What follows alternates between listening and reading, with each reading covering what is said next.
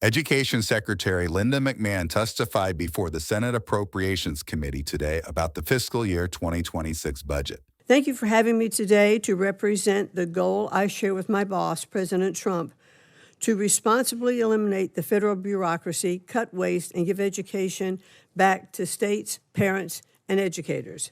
Senators questioned McMahon on her proposed budget, which calls for massive funding cuts to literacy, mental health, and civil rights programs. Senator Murray started her line of questioning by asking the secretary about the kind of analysis that was done before making cuts to the Office of Civil Rights. Before you cut that much staff, did you conduct any analysis to assess whether or not it would degrade support and services for students in our schools, or how the department would still be able to execute the law after losing so many employees? Yes, we did talk to the department itself.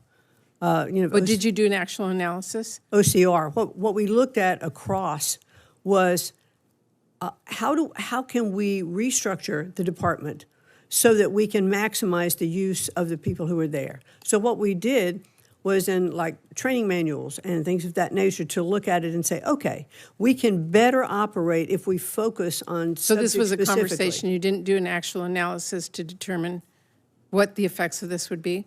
No. Senators on both sides of the aisle were especially concerned with cuts to TRIO, a program designed to aid first-generation college kids.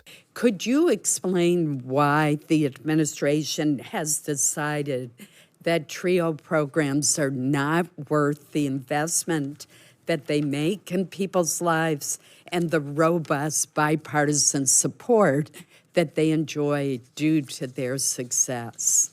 What we found is the programs, while I absolutely agree that there is some effectiveness of the programs in many circumstances, these programs were negotiated at very tough terms.